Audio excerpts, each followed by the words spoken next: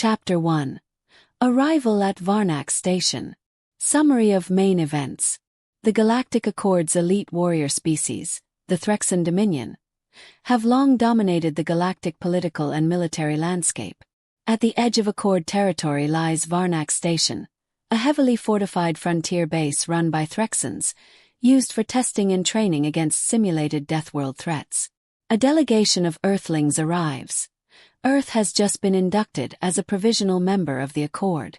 The Threxans scoff at humans, expecting soft prey or bureaucratic tagalongs. The humans, including Captain Mara Thorne, a former CR officer, Dr. Len Okoye, biologist/xenopsychologist, and Gunnery Sergeant Jack Reyes, arrive aboard a heavily patched, retrofitted human freighter. A combat test is proposed. Threxans invite humans to a live-fire simulation to see what the mammals can do. Key character developments. Mara is cool under pressure, exudes quiet confidence, hides a traumatic past involving near-death on Earth's own Deathworld zones. Reyes brings irreverent humor, grit, and sarcasm. He treats the whole exercise like a game, unnerving the Threxans. Dr. Okoye is an academic fish out of water but surprises everyone with insight into Threxan behavioral blind spots. Major conflicts or turning points. Threxans simulate an extreme environment, acid storms, graph fluctuations, expecting humans to fail. Instead, humans adapt, using duct tape, improvised shelters, and Reyes's field-cooked meat bombs to disable predator drones. The Threxans are stunned, not by brute strength, but by human unpredictability and tactical weirdness. Emotional or thematic beats. Theme: Earth as the true Deathworld, where evolution forged cunning, not just muscle. First major thematic HFY beat. Strength isn't just survival. It's adaptability. World-building elements. The Accord views Deathworlders as necessary brutes. Threxans hold this rank. Earth is labeled a Class X instability zone, but no one's fully explored it yet. Varnak Station serves as a hub for testing new species viability in war and survival. Chapter 2. A Predator's Pride. Summary of main events. The Threxan warlord Vorgak Ska is publicly humiliated by footage of humans thriving in the simulation.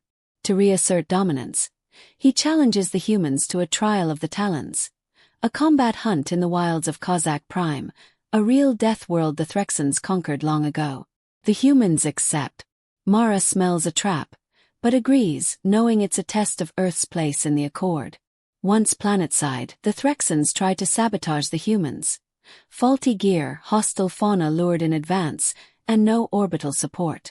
Reyes rigs up a powered spear from scrap metal and grav reactors, turning the tables. The humans fight smart, setting traps and using terrain to create ambushes. Key character developments. Mara has flashbacks to surviving alone in a collapsed Antarctic base, revealing her cool isn't detachment, it's earned. Reyes bonds with a native Kozak beast by accident, feeding it and using it as bait to lure Threxan patrols. Dr. Okoye builds a behavioral map of the Threxans mid-hunt, predicting their tactics better than their own AI. Major conflicts or turning points. The humans ambush the Threxan hunting party at night using noise traps, psychological warfare, and thermal flares. One Threxan is captured. He expected to die in combat, but the humans patch him up. He begins to question his people's superiority. Emotional or thematic beats. Theme: compassion as power. Humans don't just win, they save. Threxan honor clashes with human pragmatism and empathy. Underestimating humans is shown as a fatal flaw. They're weird, resourceful, and they don't play fair. World-building elements. Threxans live by a kill or be killed code, revering physical strength. Kozak Prime is a legendary death world, previously thought to be tamed. Human military and survival tech is shown to be ugly but brutally effective. Chapter 3. The Accord fractures. Summary of main events. News spreads. The humans not only survived Kozak Prime, they outclassed the Threxan hunters. A faction of the Accord begins debating whether Earthlings should be given military advisory roles. Threxan hardliners plot retaliation, fearing loss of status. They accuse the humans of cheating and demand an extermination protocol trial, a real war simulation. The Accord, curious, greenlights the match on a neutral world. Zereth 4, a terraforming disaster zone. Mara leads a small human squad against overwhelming odds. No backup, no resupply. Key character developments. Mara has a moral dilemma. Fight to prove Earth's worth or refuse to play the Galactic wargame. Reyes cracks jokes even when wounded. His mask slips, revealing the horror of his past combat tours. Okoye hacks Threxan data to manipulate their AI drones, proving intellect can win battles. Major conflicts or turning points. The humans win using guerrilla tactics, improvised EMP bombs, and fake retreat lures. Mara walks into the Accord assembly and dumps a Threxan battle flag, scorched and pierced by a human-made rebar spear. The Accord is stunned. Never before has a provisional species won a sanctioned combat trial. Emotional or thematic beats. Theme: war as survival, not glory. Humans don't enjoy the fight, but they're terrifying when cornered. The death of a Threxan soldier saved by humans earlier causes internal doubt within their ranks. World-building elements. The Accord is revealed to be a stagnant oligarchy where martial dominance equals influence. Earth's strategy of asymmetrical warfare, psychological manipulation, and social cohesion contrasts with Threxan brute tactics. Chapter 4. Apex rewritten. Summary of main events. A rogue Threxan admiral launches a coup attempt, targeting Earth's incoming embassy ship. Humans and Threxan defectors, inspired by human values, team up to stop the attack midspace. Human freighter crew versus Threxan warship. Mara coordinates a last-ditch maneuver. Humans spacewalk with magnetic boots and drill into the hull manually. No shields, no orbital guns. Reyes plants explosives on the enemy power core while joking about duct tape diplomacy. Key character developments. Mara chooses not to execute the rogue admiral, stating, "Apex predators don't need to prove it every time." Okoye is appointed Earth's first Accord counselor. Reyes, injured but smiling, becomes a viral hero across dozens of worlds. Major conflicts or turning points. The Accord Assembly unanimously votes to elevate Earth to equal strategic partner status. The Threxan warrior caste begins cultural reforms, influenced by human honor through mercy. Earth proposes a new doctrine: dominance through adaptability. Emotional or thematic beats. Final message. Humanity may be new to the stars, but they bring something old and powerful: the will to survive and thrive by any means necessary. Humor meets gravity as Reyes plays Earth rock music during the final space battle. The story closes with alien children watching a documentary titled Earth, Deathworld or Cradle of Apex. World-building elements. Earth begins forming alliances with other underestimated species. Threxans and humans now co-lead Accord tactical simulations. Earth cuisine, spicy food, coffee, beer, begins spreading. Aliens are horrified and intrigued. Would you like this outline turned into a full story, starting with Chapter 1? I can generate a sample scene or full chapter on request. Chapter 2. A Predator's Pride. From the story, Galactic Deathworlders thought they were apex predators until Earthlings arrived. 200 words. The training fields on Kozak Prime were bathed in a sickly red light. Two suns hung low over the horizon, their heat barely reaching the jagged terrain beneath. The air was breathable technically, but Mara Thorne's lungs disagreed. Each inhale felt like sipping battery acid.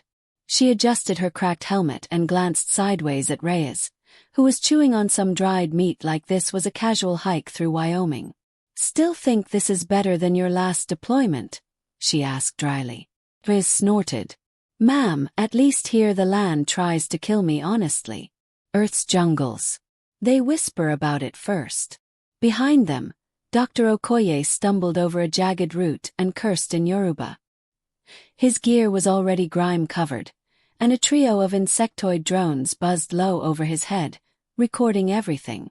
Somewhere in the data feeds, the Threxan observers were watching, laughing, and waiting for the humans to fail.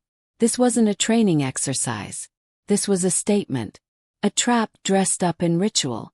After the humans humiliated the Threxan elite at Varnak Station, Warlord Vorgaxka demanded a trial of the Talons, a traditional Threxan hunt on a real death world. The implication was simple: survive their terms or crawl back to Earth in disgrace. The humans had agreed. Not because they wanted to play predator versus prey, but because walking away would have branded Earthlings as cowards in galactic politics. Mara could see the setup for what it was.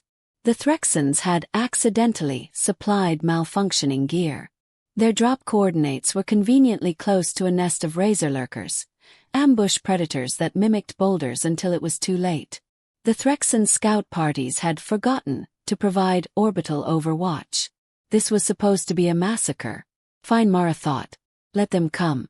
2 hours into the trial, they had already killed one lurker, outrun another, and scavenged enough spare metal from an abandoned drone station to start modifying their gear. Okoye was muttering into a data pad, mapping Threxan movement patterns. They're not circling us. They're hurting us. Trapping us, Reyes added, using his combat knife to pry open a power module. Let 'em try. I've got a present for them. He held up a fist-sized device made from drone parts and raw rebar. It buzzed and sparked like it hated being alive. What is that? Rhea asked, backing up instinctively. Prototype. Plasma spear detonator with a pressure trigger base. Doesn't look like much. Reyes grinned. That's the point. Mara nodded. You're laying an ambush. Ooh. First one spooks them. Second one confuses them. Add a third, she said. You're going to annoy them into making mistakes. Reyes chuckled. Ma'am, if there's one thing I'm good at. Night fell fast on Kozak Prime. The dual suns blinked behind jagged spires and gave way to a black sky crowded with unfamiliar stars. The jungle hissed with movement. In the distance, the howls of hunter packs echoed through the canyons. Mara, Reyes, and Okoye moved into the valley marked on the old Threxan maps, one that was supposedly cleared. That alone made it suspicious. The first trap went off with a low whump and a plume of fire that shook the valley. A shriek followed. A Threxan scout had stepped into it. Reyes clicked his tongue. That's one. The Threxans responded fast. Too fast. A squad of 5, clad in carbon black exosuits, moved in from the east ridge. Mara raised her rifle but waited. Patience was a human trait the Threxans hadn't accounted for. The second trap triggered 30 seconds later, hurling plasma in a 360-degree arc. Screams. 3 Threxans down.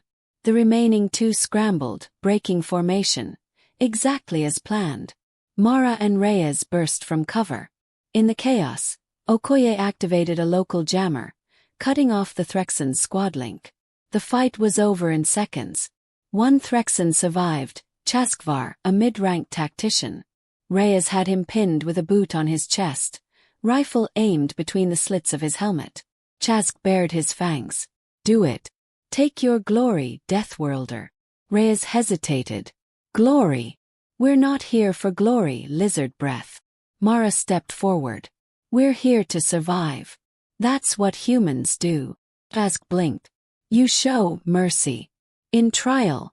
Call it what you want, Mara said. But we don't kill for sport. Not even you. Reyes removed his boot.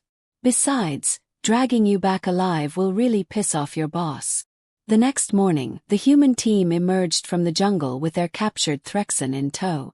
Their uniforms were torn, armor scorched, and Okoye had duct-taped a broken sensor array to his back like a makeshift antenna. Warlord Vorgaxka stood atop a ridge with several Accord delegates watching. When he saw the humans, his mandibles clicked in disbelief. Mara approached, calm and straight-backed. We completed the trial, she said.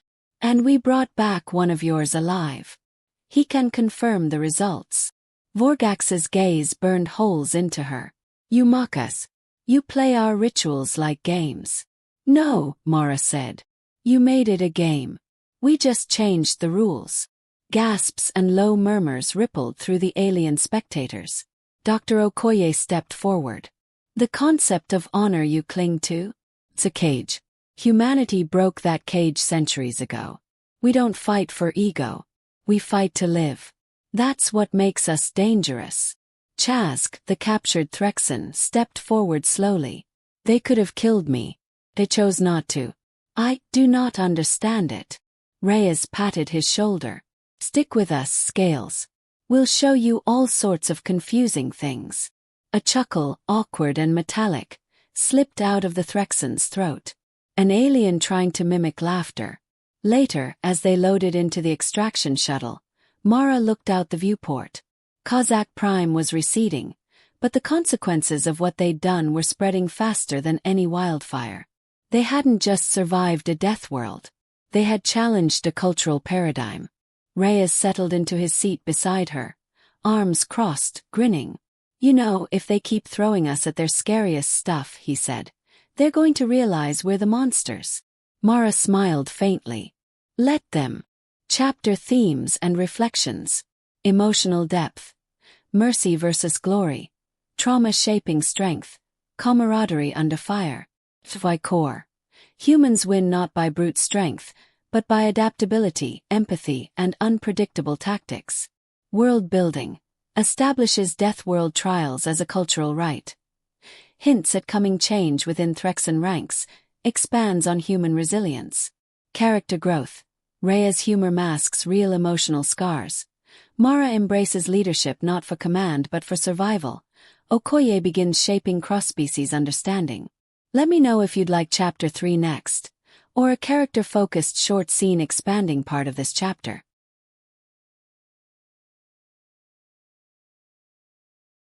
Chapter 3. The Accord Fractures.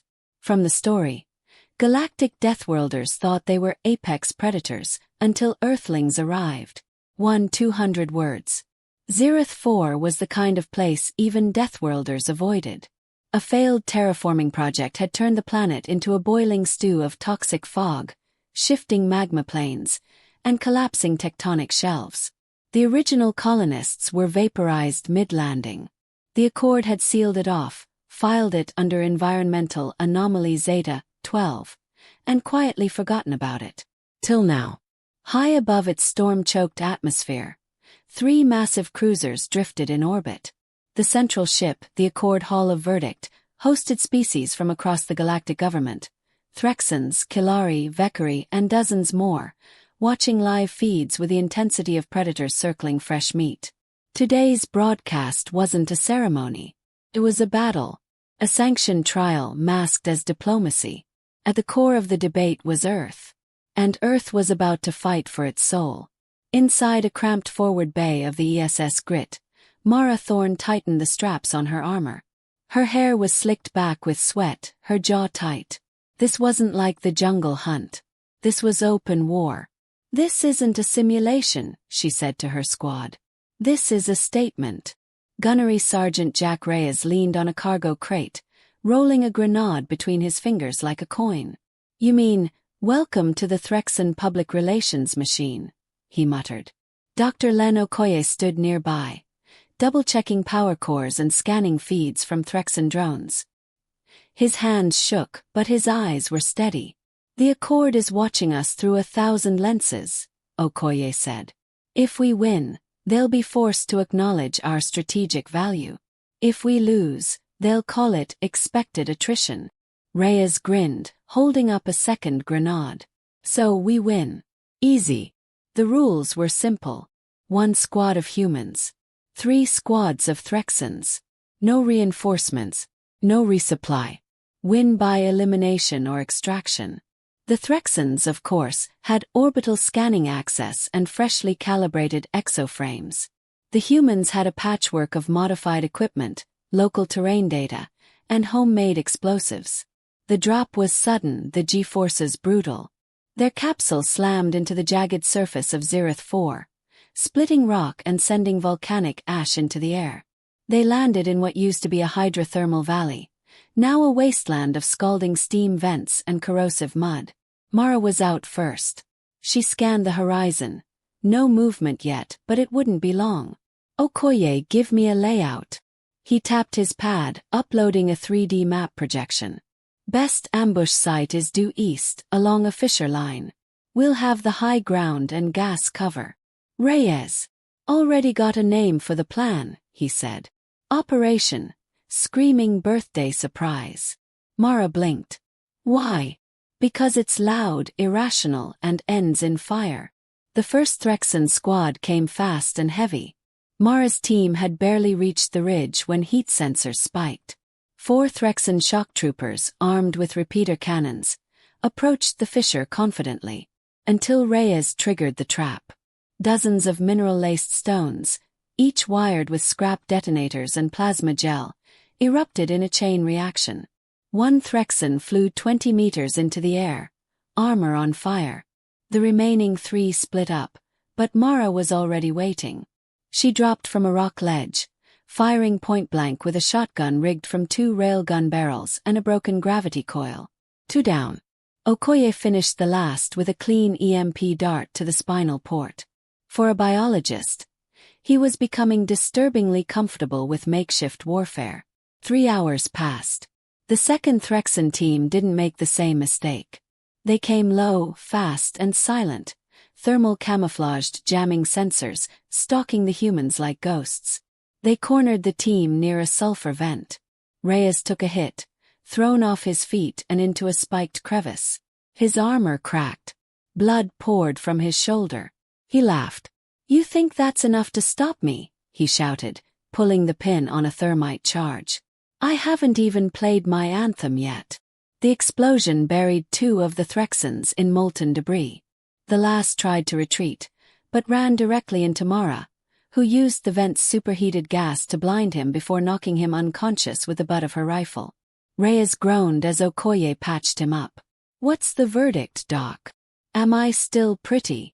Your bone is shattered. But yes, Okoye said deadpan. Galactic female war poets will swoon. With 2 squads down, only 1 remained. The elite Talonfire unit, personal guards of Warlord Vorgaxka. Mara knew this would be the real test. Not just of skill but of values. They could kill. But what did it mean to win? Endgame, she said. Let's make it count. The humans lured Talonfire into the ruins of an abandoned research dome. Crumbling structures, flooded labs, and unstable terrain. Perfect human territory. The Threxans advanced in a tight formation, weapons sweeping. Mara dropped a sonic grenade into a collapsed ventilation shaft. The sound bounce caused their sensors to glitch, screaming echoes from every direction. A psychological warfare tactic Earth had perfected in jungle warfare. Reyes, limping and laughing, baited them into an overgrown server room, where the floor had been cut by thermal vents. He vanished into the fog. One by one, the Threxans were separated. Picked off, tricked, disarmed. Not with superior firepower, but with misdirection, terrain use, and raw guts. In the final clash, Mara faced Commander Calzet, a decorated Threxan duelist. He challenged her to single combat. She refused. This isn't a duel. This is survival, she said. And survival doesn't play by rules. She fired a warning shot. He hesitated. Then she walked away. By sunset, the Accord delegates had watched the impossible. A human squad defeating Threxan military superiority with inferior numbers, improvised weapons, and battlefield empathy. The footage spread like wildfire. Alien social networks exploded. Memes of Reyes yelling, "Screaming birthday surprise!" mid-combat. Clips of Mara refusing to kill a helpless foe. Okoye's battle map became an educational resource for tactical adaptation. But the Threxan Council was not amused. Inside the Accord chamber, Warlord Vorgaxka stood, fists clenched. They are anomalies. They use tricks and cowardice. They have no code. Dr. Okoye stepped forward, flanked by Mara and Reyes, still bruised and bloodied. You're right, Okoye said. We don't have your code. We have something else. Something older. He pointed to the footage. We come from a planet that tried to kill us every second of our evolution. We adapted. We endured. And now we're here. Biz coughed. Also, we're real good at blowing stuff up with trash. A few Kilari delegates laughed. The Vekari representatives nodded in agreement. Mara raised a piece of scorched Threxan armor. We didn't come to dominate. But if you force us to fight, you'll learn this. Humanity doesn't win because we're stronger. We win because we refuse to die.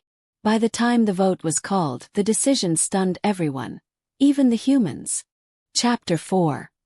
Apex Rewritten. From the story. Galactic Deathworlders thought they were apex predators, until Earthlings arrived. 200 words. The Accord High Forum was in chaos. Broadcasts of Earth's victory on Zereth 4 rippled through the galaxy like a seismic event. In one corner of the spiral-shaped chamber, Kilari analysts murmured about strategic realignment. In another, the crustacean-like Korin clicked their claws with wary respect. But at the far end, behind a curtain of red banners, Warlord Vorgaxka stood motionless, brooding over a hollow map of Earth. He didn't blink as footage played again on loop. A human soldier, bloodied and limping, throwing an explosive fashion from scrap into the face of a Threxan elite. Then the woman, Mara Thorne, refusing a duel. Walking away like she'd already won. To lose once is error, Vorgax snarled. To lose twice is incompetence. But to lose face. Behind him, a younger Threxan voice hissed. Then strike Earth directly. Humiliate them. The warlord turned. Not yet. Let them come to us. He pointed to the rising number of species aligning with Earth diplomatically. We let their camaraderie fester. Let them believe they belong. Then we remind them what the apex predator truly is. 3 weeks later, the human diplomatic vessel Unity arrived at the neutral planet Taraxis V, where the Accord would finalize Earth's integration treaty. On board were the victors of Zereth 4, Mara Thorne, Dr. Len Okoye, and Jack Reyes, now something between soldiers and symbols. The crew walked into the summit chamber, greeted by fanfare, curiosity, and silent hostility.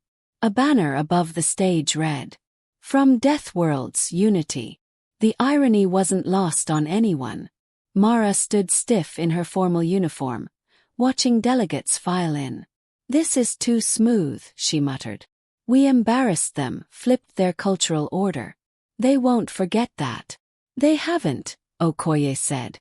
"They're just waiting for the right moment to strike back, socially, politically, or otherwise." Reyes, chewing on a stim stick, rolled his shoulders. "They want to knock us down a peg. Fine. But they better bring a ladder." As the summit opened, Vorgaxka made his move. He proposed a final, symbolic gesture. A ritual known as the Rite of Apex.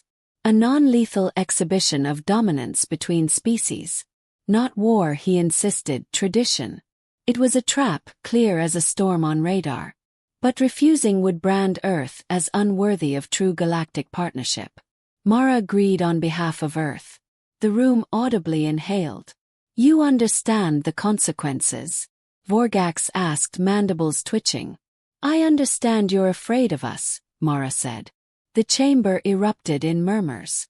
Even some Threxans turned to stare.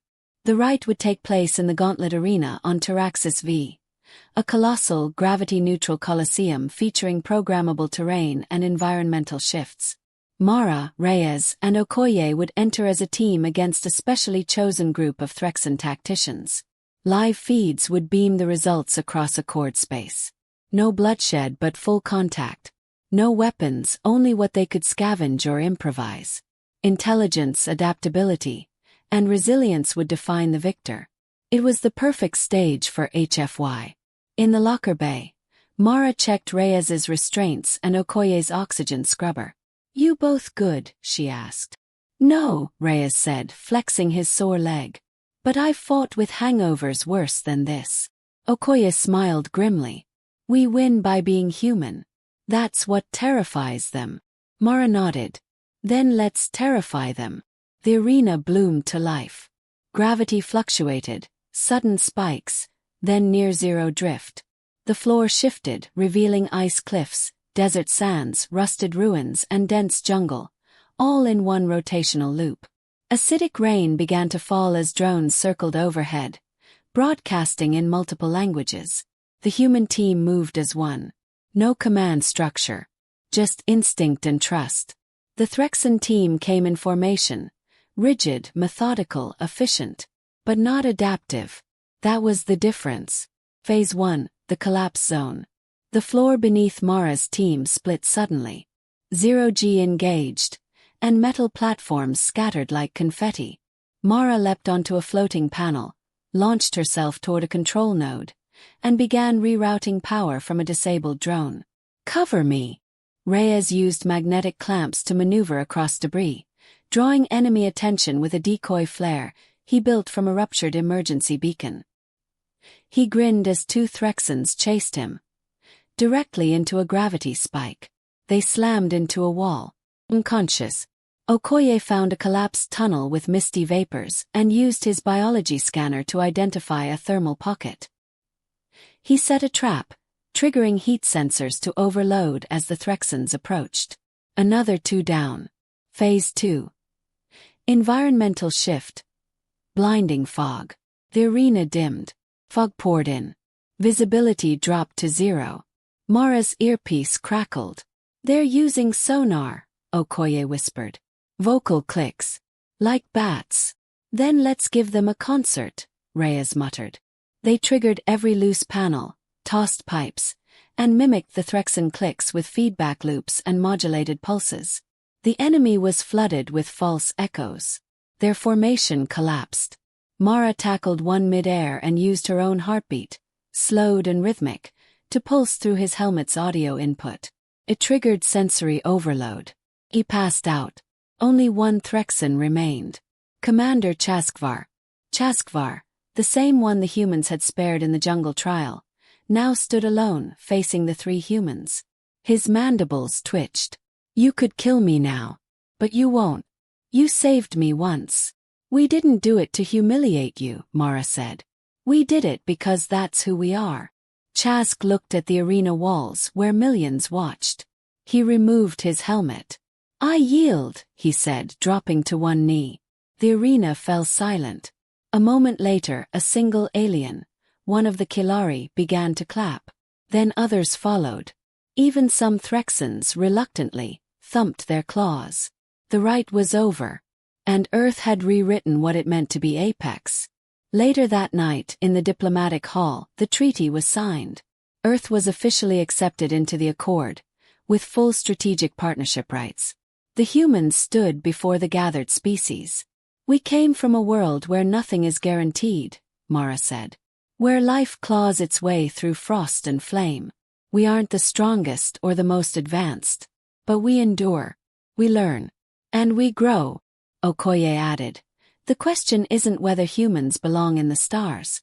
The question is, what happens now that we're here?"